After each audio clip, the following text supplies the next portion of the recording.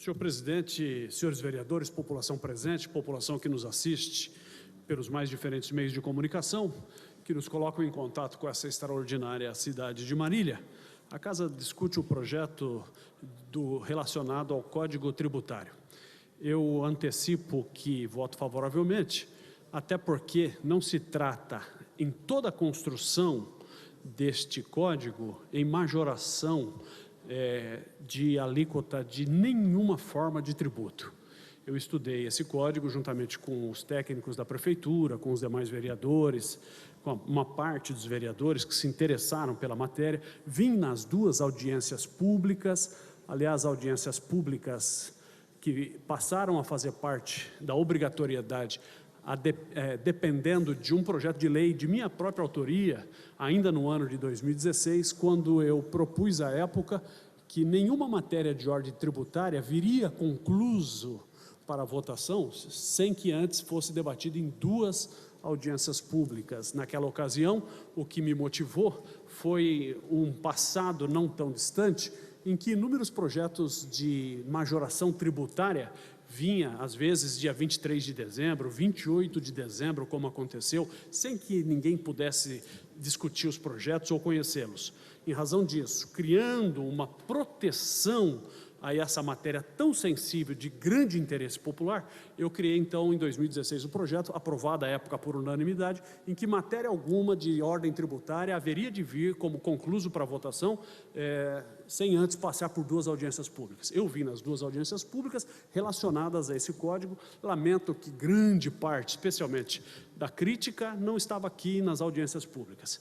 Contudo, essas audiências também se prestaram aos questionamentos complementares que, eventualmente, os interessados pudessem fazer à comissão que organizou este Código Tributário. E ficou muito claro que não havia, e como de fato não há, nenhuma movimentação, ainda que subliminar, ainda que transversal, ainda que, por mais que alguém possa maldosamente proferir ou escrever matérias em jornais de que carrega alguma...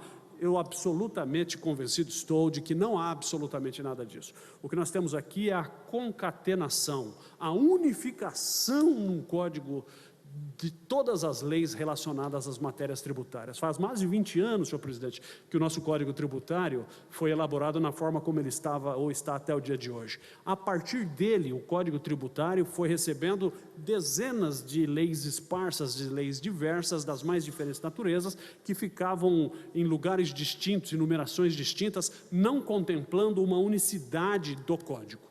E agora nós então temos aqui um código que contempla todas as leis esparsas aprovadas por esta Casa, contempla aqui todas as decisões de natureza prática já adotada pela fiscalização, pela coletoria do município, decorrente das jurisprudências daquilo que os tribunais já assentaram em matérias que necessariamente não foram votadas aqui, mas que já vinham sendo usadas na prática, e agora integra o nosso código de uma forma perene, de uma forma completa. Tenho para mim que é uma grande evolução esse Código Tributário, espancando de qualquer forma ou a subliminariedade de qualquer pegadinha, de qualquer coisa. Não há absolutamente nada disso. Qualquer pessoa minimamente séria que se debruçar sobre esse código terá que afirmar, se for honesto, que não há nenhuma maldade aqui. Pelo contrário, há uma facilitação e, inclusive, em alguns aspectos que o tempo não nos permite agora, mas que já fora dito nas duas audiências públicas,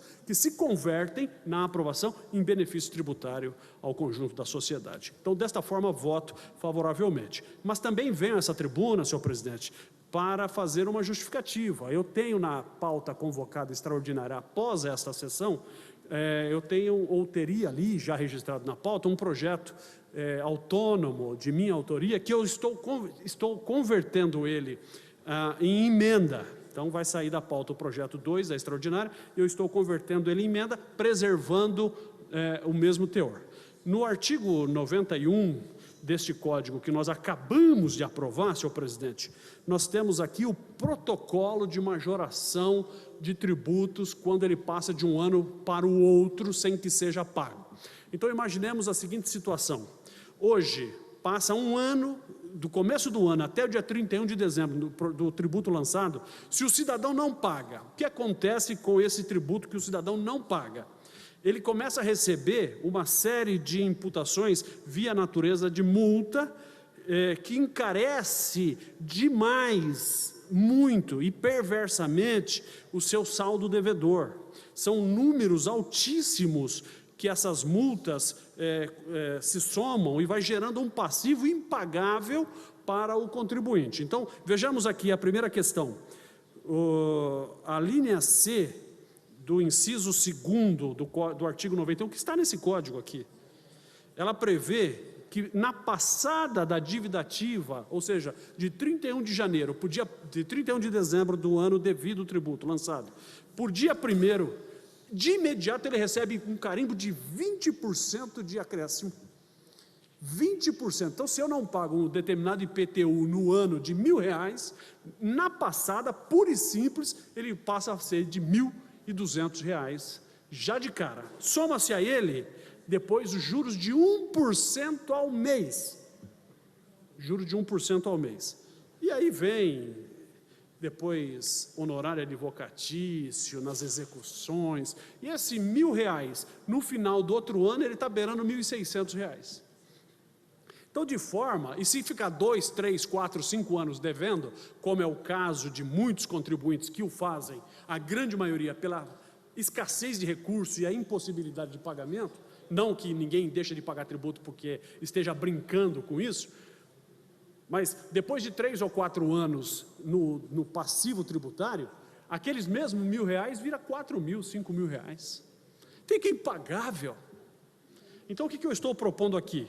Eu estou propondo que na passagem de um ano para o outro, isso aqui nós estamos falando de multa, nós não estamos falando de alteração oportunista no sistema arrecadatório dos impostos.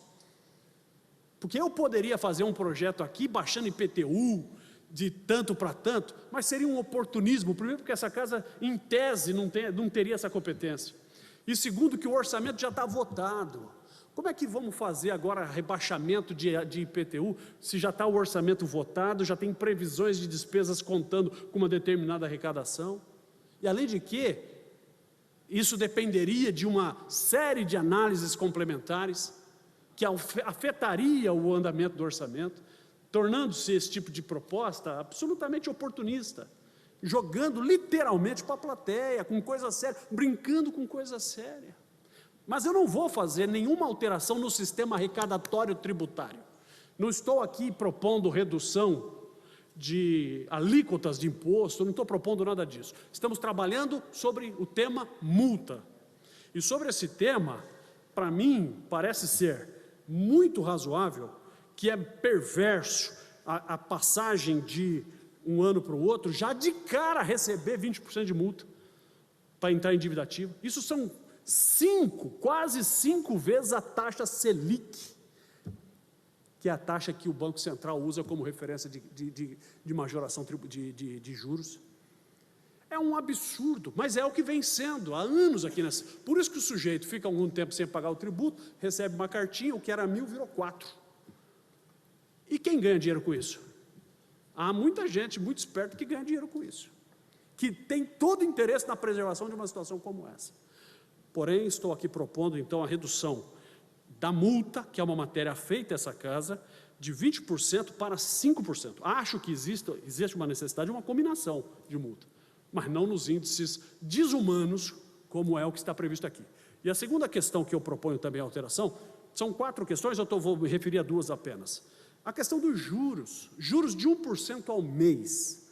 Analisando essa relação, quem toma o tributo com o contribuinte, a prefeitura com o contribuinte, quando a prefeitura cobra o tributo atrasado, pelo protocolo atual, ela imputa 1% de juro ao mês.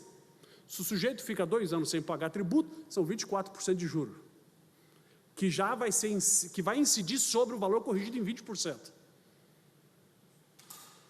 Porém, se você for credor da prefeitura, da administração, e tiver um precatório para receber lá por qualquer motivo, ele vai corrigir em 0,5%. Então a administração me paga com 0,5%, os juros, e eu pago a administração com 1%. Não me parece razoável esse equilíbrio. Então, eu estou propondo aqui também, no inciso 1º, que esse juro de mora seja também na proporcionalidade, na equivalência do 0,5%, no fator de correção dos juros da dívida ativa de todo o contribuinte marilhense. Penso que desta forma é um olhar honesto, não populista, dentro de uma matéria que permite ser tratada, sem que isso seja jogar para a plateia. Esses valores que eventualmente serão reduzidos via multa já não estão no orçamento, já não foram feitas contemplação de despesas orçamentárias com base nesse orçamento, então não muda o orçamento, porque a subjetividade, se a multa vai existir ou não, impede que ela seja lançado esse crédito estimado no orçamento. Porque não se sabe, então ele não entra.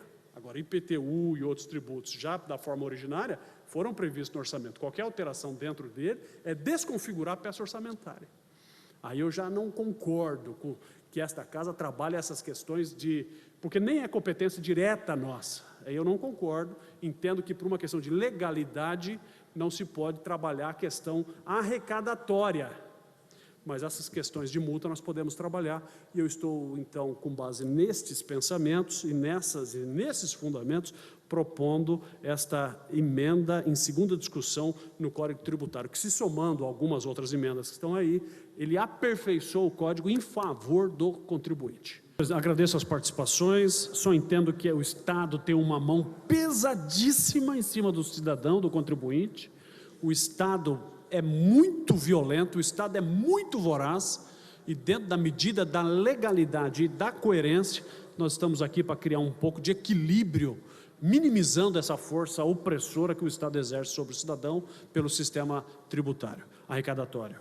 Portanto, senhor presidente, faço essa emenda, faço com respeito e peço a aprovação dos nobres pares.